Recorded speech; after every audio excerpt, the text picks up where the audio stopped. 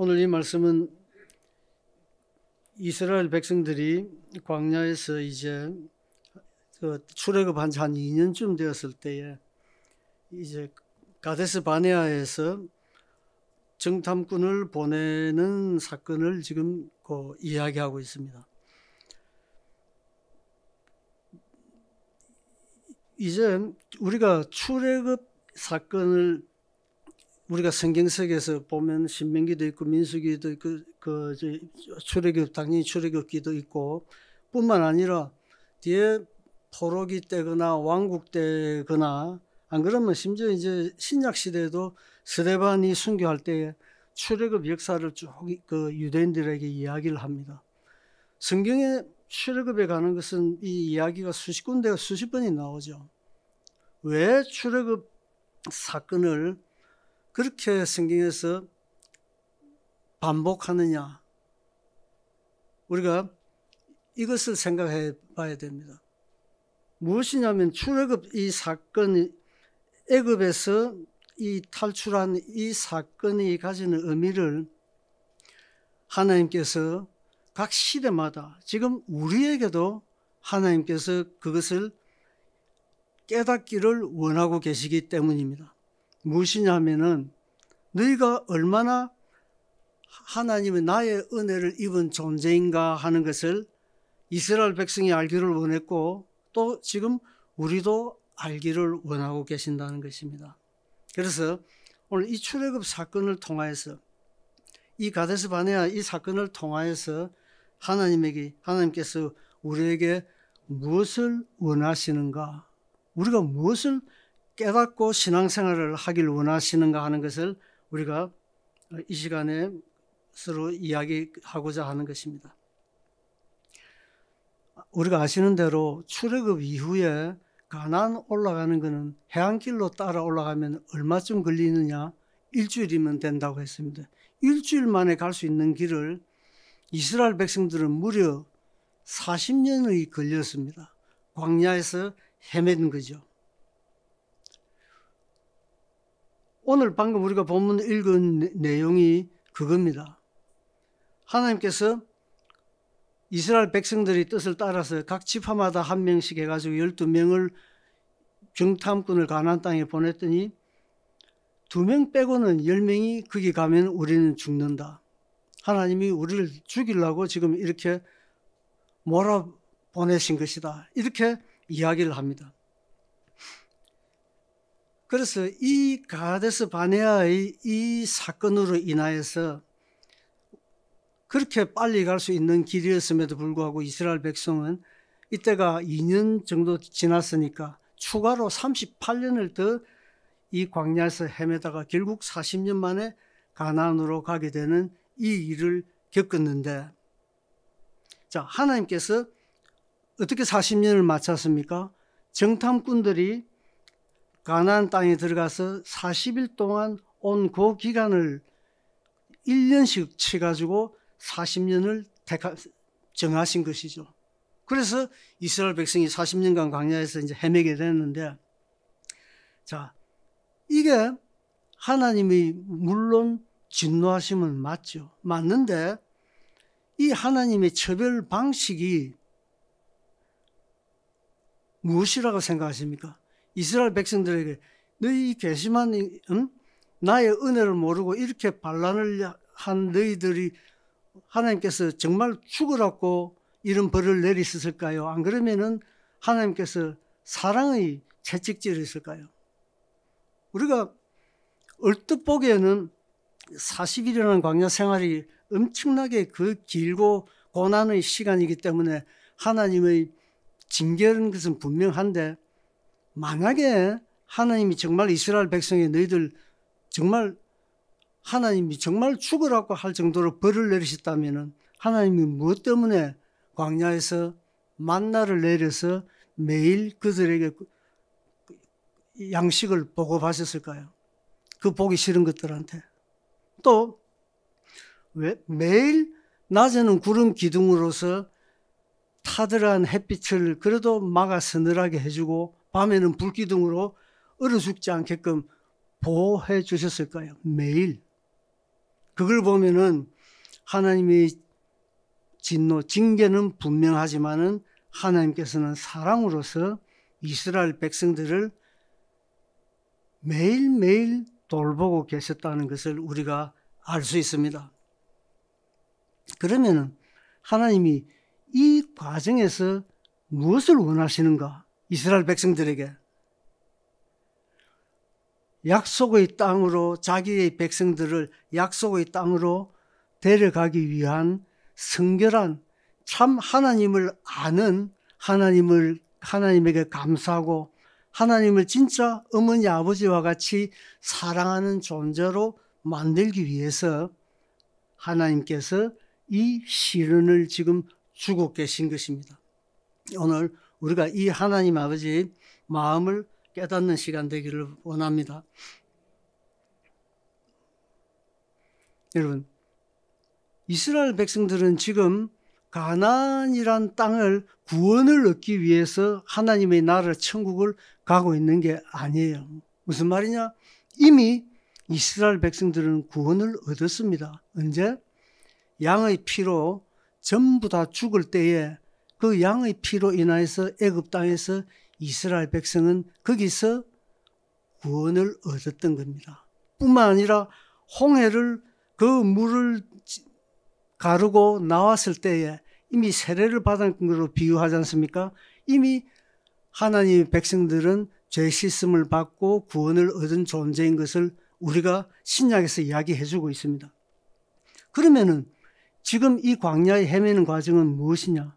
구원을 얻기 위해, 가나안 천국을 가기 위해, 틀린 말은 아니지만은 그게 아니라 이 광야에 하나님이 우리를 살게 하여 주신 것은 우리가 성화로운, 성화구원, 성화로운 존재, 하나님의 백성에 걸맞는 존재로 만들기 위하여서 하나님이 지금 이 훈련을 시키고 있는 것인 것입니다.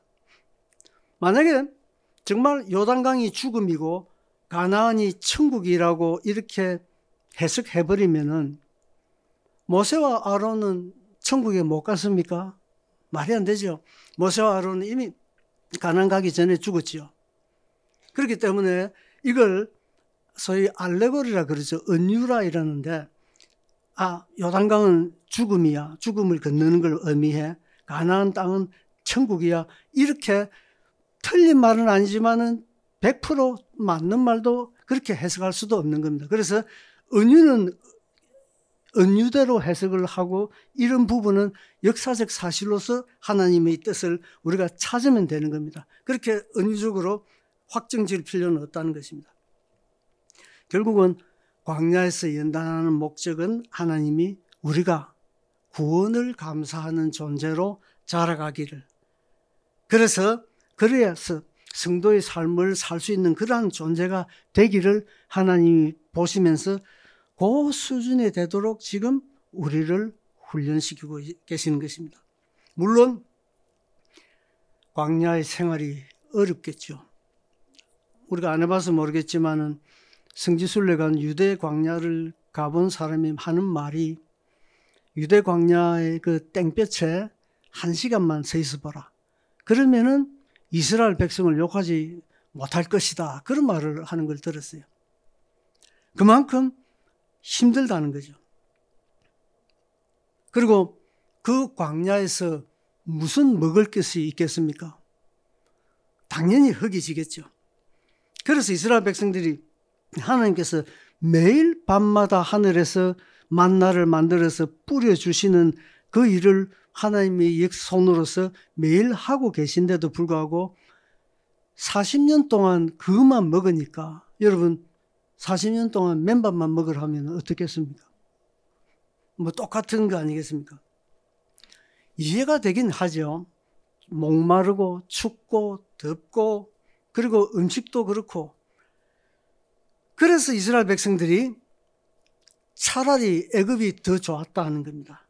애굽에 있을 때는 그래도 그 노예 생활을 하더라도 주말에는 수박도 먹고 참외도 하나씩 얻어먹고, 그리고 한 달에 한 번이 되는지 두 번이 되는지 모르지만 고기도 한 번씩 먹여주고, 그러니까 그 생각을 하니까 이 고생하느니 차라리 애굽에 있었으면 그거라도 얻어먹었을 건데 하면서 불평을 한다는 거예요.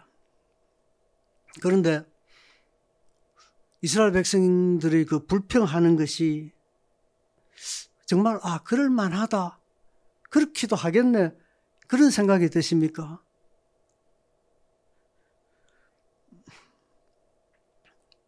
과연 그럴까요? 하나님 보시기에는 이게 가당치 않은 겁니다. 왜 그러냐면은 출애굽할 때 이스라엘 백성들이 괴로워서 하나님에게 부르짖었다고 합니다. 제발 우리를 구원해 달라고. 그래서 모세를 보내주신 것이죠. 아들을 낳으면 어떻게 됐습니까? 그때 여자가 아이를 임신해서 10달 동안 있다가 애를 낳아보니까 아들이다. 누구 할 것 없이 전부 다 나일강에 다 갖다 버렸습니다.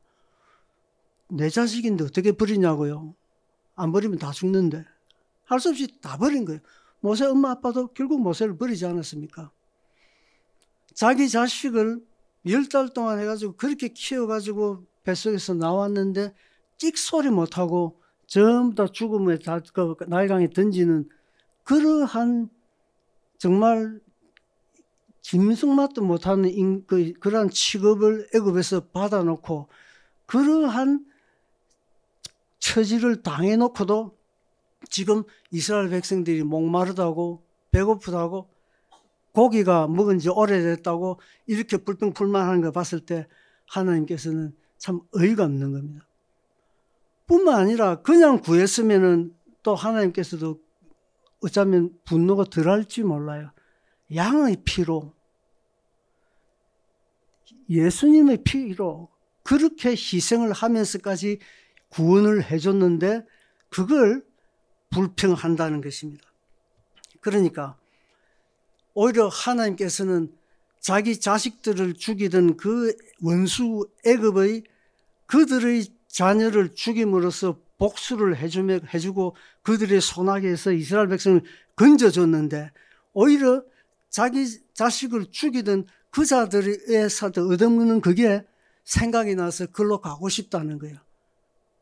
차라리 거기 가서 고기 얻어먹고 참외 얻어먹고 부추 얻어먹고 살다가 죽겠다는 겁니다. 하나님께서 그렇게 그 부분에 대해 가지고 이 당신의 사랑하는 백성들에게 그냥 둘 수가 없었다는 징계의 채찍을 치신 것입니다.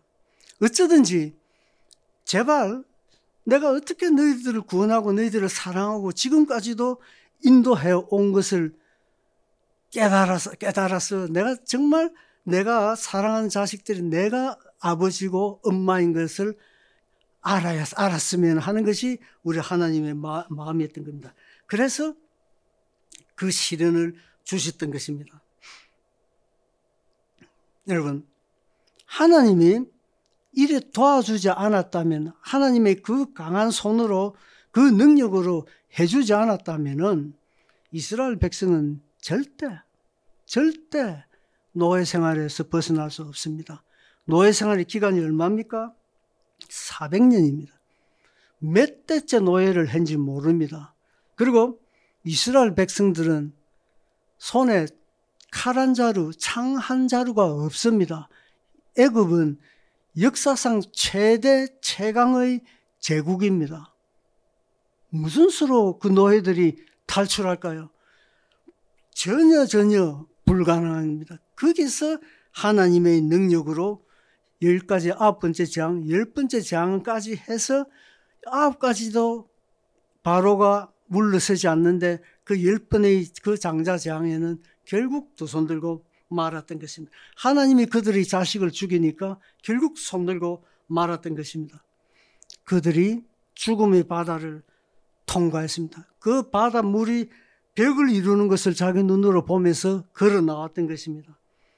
매일 아침마다 만나를 먹고 불기둥과 구름기둥이 자기들을 인도하는 것을 매일 봤으면서 매일 보면서도 이게 우리 인간이란 게 그걸 망각해버린다는 거예요.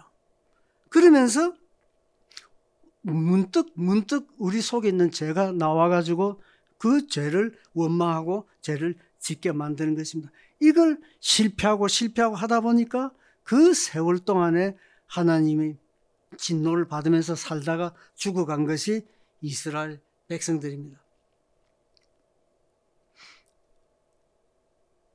한 가지 이야기를 하나 드리겠습니다. 이제 저는 이제 가끔 어떨 때 이제 우리 딸애가 전화가 와요, 저한테. 그래서 자기 신랑이 이제 출장을 가면은 지 혼자 애 보기가 힘드니까 나한테 전화가 오는 거예요. 그래서 이제 나주에 사는데, 아빠, 나주에 바람쐬러 안 올라? 이래 전화가 와요. 그러면 이제 저것만 왜 하느냐? 저것만은 저 할매 때문에 묵게가 있으니까 꼼짝 못 하니까 이제 내를 부르는 거죠. 거기에다가 내가 안 갈란다. 그럴 수가 없잖아요. 그래서 사실 이제 나주로 끌려갑니다. 나주에 가가지고 하면은 말 그대로 이제 애를 보는 거예요. 그때 이제 애가 돌 때였는데, 조금하고 이제 어떻게 시장을 가거나 뭐 하게 나가게 되면 이제 내하고 애 둘이 이제 손녀만 둘이서 이제 딱 남죠. 그러면 요놈이 지가 제일 좋아하는 그림책을 나한테 딱 가지고 와요. 뒤뚱뒤뚱거리면서 그걸 집어가 옵니다. 그러면 뭐냐? 내보고 이제 읽으라는 거죠. 그래서 이제 호랑이가 어떻고 사자가 어떻고 여우가 어떻고 이제 쫙 다 읽습니다. 읽고 나면은 또 다른 책을 또 탁 가지고 와요. 그래가지고 햇님이 어떻고 달님이 어떻고 별님이 어떻고 그걸 이제 또 다 읽은 거예요. 한 10권 정도를 이제 순서대로 지 좋아하는 걸 쫙 가져오면 한 10권 다 읽고 나면은 사람이 착 뻗는 거예요. 그 자리에서 바로 딱 들어 눕는데, 이게 은근히 어지간한 이 노가다 일하는 것보다 더 힘들더라고요. 이게 은근히 골병이 들더라고요. 이상하게 그게 가면 머리가 아파요. 그래서 탁 뻗어가서 이제 누워서 있는데, 요놈이 이제 지겨우니까 제 장난감 가지고 놀고 이러다가 그날은 그 소파 있지 않습니까? 소파를 탁 잡고 거기로 올라가려고 안간 힘을 쓰는 거예요. 그러더만 결국은 다리 하나 탁 걸쳐가지고 소파 올라가는데 성공을 했어요. 신나게 기어다니더만 소파 그 손받침대 있는데 그걸로 올라가더니만 소파 등받이 있지 않습니까? 그 위에 올라가가지고 그걸 벽을 손을 잡고 서는 거예요. 거기서.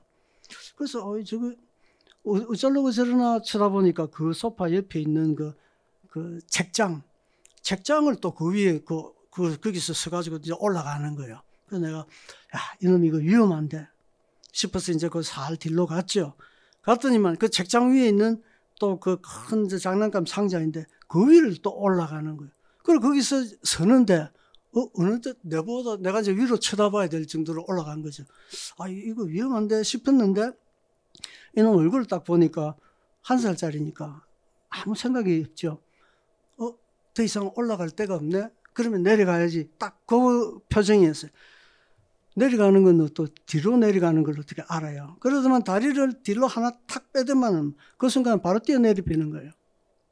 내가 뒤에서 딱 열하고 있었길래 탁 잡아가지고 이제 바로 땅에다 내놨죠. 1살짜리니까 뛰어내리면 지 다리 길이가 얼만큼 되는지, 이게 떨어지면 사는지 죽는지 아무 그 판단이 안 서네잖아요. 그래서 내가 땅에 딱 데려놓고 다시는 못 올라가게 소파를 이제 띄워놓았죠. 탁자에. 우리 이제 딸애가 밖에 나갔다가 들어와서요. 아빠, 이 소파 왜 이래 놨나? 이래서 내가 야, 너희 딸 큰일 날 뻔했다. 저 위에 올라갔다 이러니까 하는 말이, 거기 어떻게 올라갔지? 이러고 그냥 지방을 쓱 가버리는 거예요.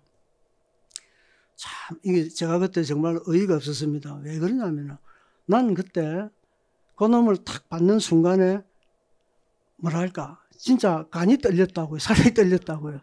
왜 그러냐면은, 거기서 떨어졌으면 땅에다가 바로 그냥 찍어버렸으면 어찌 됐겠어요? 중상 아니면 사망 아닙니까? 그러면은, 뭐 잘못됐으면 내가 죽을 때까지 내가 그 책임을 져야 되는데, 나를 원망 있을 거 아니에요, 평생 동안. 그러니까 그 생각만 해도 어지러운데, 딸애는 그걸 어떻게 올라갔지 하고 그냥 지방에서 가는 거예요. 야, 그렇게 자기 그 애가 다칠까 싶어가지고 애 걸음마 하면서 앞으로 자빠져도 안 다치고 뒤로 자빠져도 안 다치게 하는 헬멧 같은 거 있잖아요. 그런 거 그 뭐 크기에 따라서 여러 개를 사놨더라고요. 이제 커가면서 그 머리 씌우니까. 자빠지는 것도 머리 그 보호하려고 그러면서 그 위험한 데서 내 키보다 높은 데서 떨어져가지고 그걸 못 느끼더라고요. 그러길래 수고했다고 나한테 스타벅스 커피 그 표짜가리 그거를 핸드폰으로 쏘아주던데 진짜로 감사했으면은 그거 하겠어요. 현금 최소한 100만 원 쏘아줘야죠. 그러니까 모르는 거예요.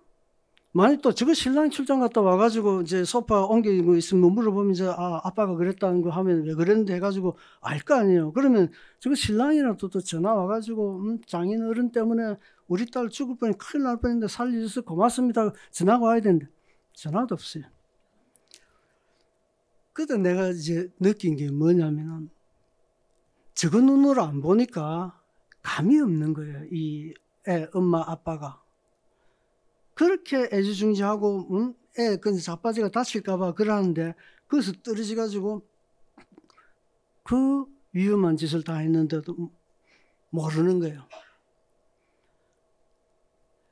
부모가 그런데 그 1살짜리 그놈은 어떻겠어요? 커서 이야기해주면 모를까? 또 이야기해준들 어느 정도 자기가 피부에 와닿게 깨달을까는 모르지만은 지는 꿈맨들 내가 이런 위험한 지경에 처했을 때 할배가 잡아줬다 하는 걸 지는 꿈맨들 알 리가 없는 거죠. 하나 깨달은 게 있습니다. 우리 성도들의 삶에 과연 하나님이 얼마나 떨어져 죽는 그때 우리를 받아줬을까? 우리는 알 수가 없죠.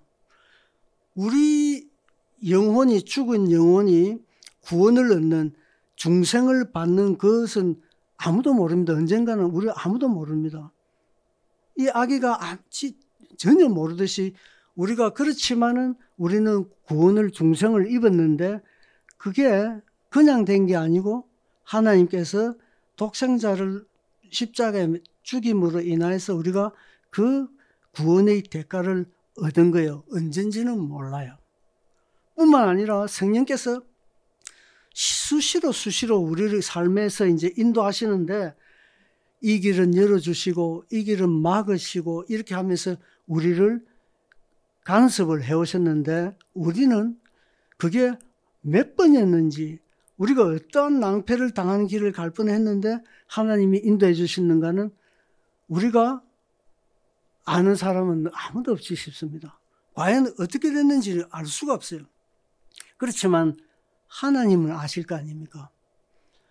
이것을 아시는 하나님께서 우리가 이 성도의 삶을 살지 못할 때 애가 타시는 거예요.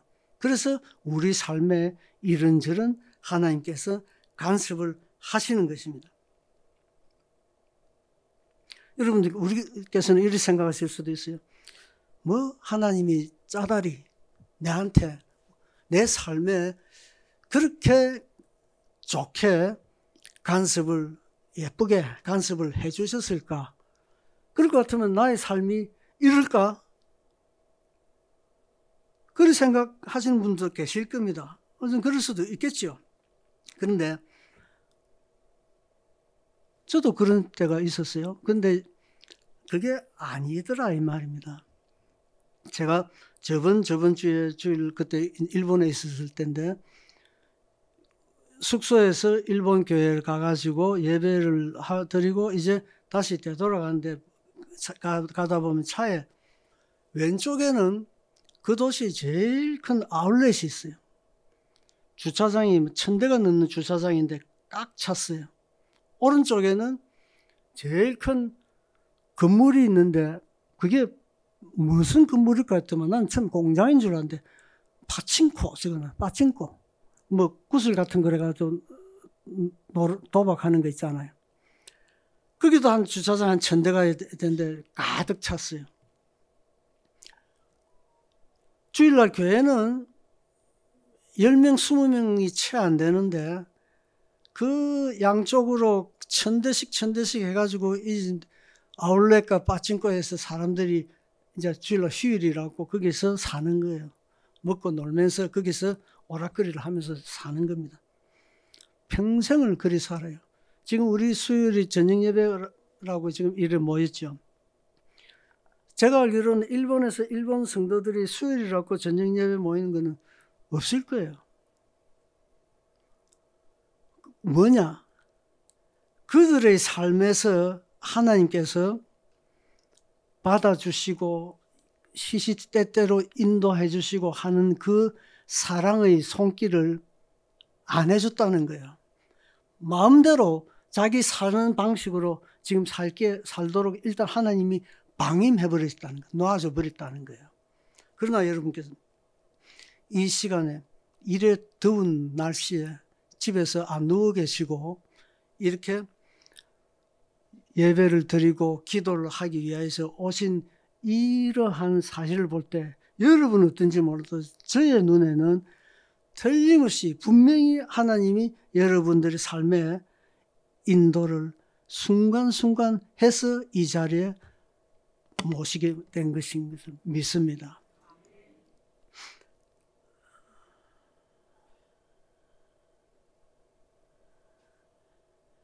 우리가 하나님의 이러한 십자가의 이 희생으로 인한 우리 제사함과 이렇게 성령께서 인도해 주시는 이 은혜, 이 천국 자녀를 삼아 주시기 위해 가지고 이 성화 구원을 이루어가기 위해서 지금 오늘까지 이 순간순간마다 인도 이끌어 주시는 이 은혜, 이스라엘 백성들이 해줬던 그대로 우리에게 실질적으로 더 구체적으로 해주시는 이 은혜를 모르고 그냥 무덤덤하게 신앙생활, 이스라엘 백성같이 하나님을 원망하고 만약에 무덤덤하게 감사를 느끼지 못하고 이러한 삶이 이어진다면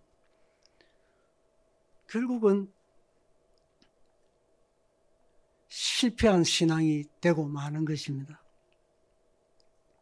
하나님의 이 구원의 은혜를 아는 자만이 그 자만이 원망하지 아니하고 가나안 소망을 가지고 저 땅을 하나님이 약속하신 땅을 내가 밟을 수 있을 것이다 하고 소망하고 나아가는 자들인 것. 그 자들이 여호수아와 갈렙이었습니다. 그만큼 쉬운 길은 아닙니다.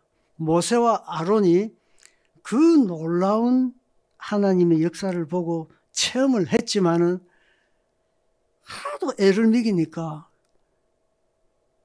르비딤에서 그냥 말 그대로 돌아버린 거예요. 이 모세와 아론이. 그래서 하나님이 가르치라 한 걸 그걸 지팡이로 두드려 가지고 자기 분을 그냥 폭발시켜 버린 겁니다.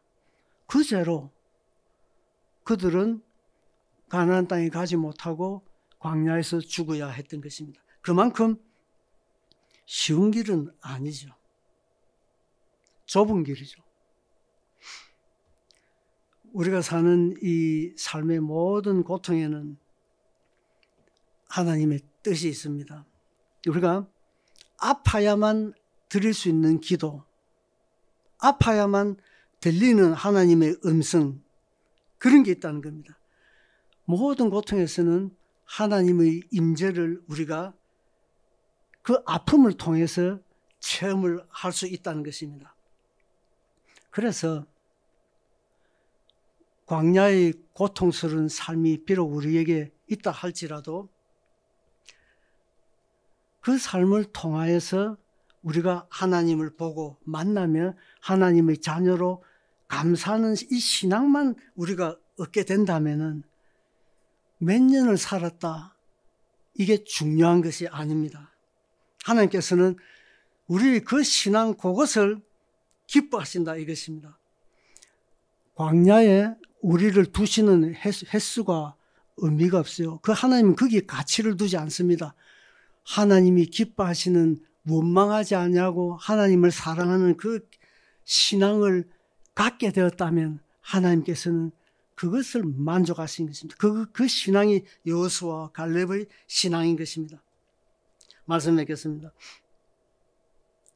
하나님께서는 우리 여러분과 제가 이 광야 인생길에서 항상 여호수아 갈렙처럼 십자가의 그 구원의 은혜를 어떤 환경에서도 잃어버리지 않고 잊지 않냐고 감사하면서 하나님께서 약속한 저 천국을 바라보면서 살아가는 그 성도 되기를 하나님께서는 지금도 간절히 그러한 성도 되기를 원하고 계시는 것을 우리가 알기를 원하시며, 우리가 정말 그러한 신앙의 우리 되기를 하나님 앞에 그리 되기를 간절히 축원드립니다.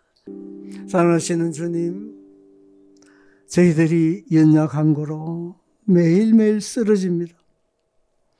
아버지께서 이 놀라우신 사랑을, 구원을 이미 우리에게 허락하셨고 천국을 미리 예비해 놓으시고 이제 남은 것은 우리가 주님의 나라에 들어가기 합당한 그러한 신앙의 아들, 딸이 되는 것, 이 훈련을 하고 있는 이때인 것을 주님이여 항상 기억하게 하여 주시옵소서.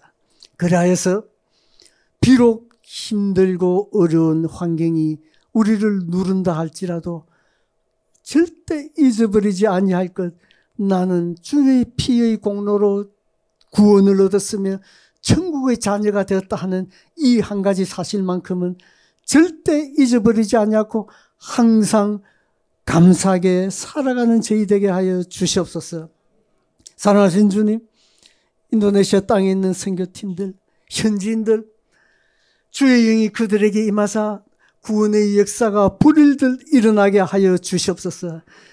이 세상 최대의 무슬림 국가 인도네시아에서 주의 종들이 자라나게 하여 주시옵소서. 무사히 돌아오게 하여 주시옵고, 우리 가운데 육신적으로 정신적으로 힘들어하는 지체 주님이 아십니다. 아버지요, 주의 영이 그들 옆에 항상 임재하여 주시고 어루만져 주시고 그들의 고통을 경감하여 주시고 위로하여 주시고 강한 마음과 인내하는 마음을 허락하여 주시옵소서. 이 모든 것을 우리 주 예수님 이름 의지하여 간절히 기도합나이다. 아멘.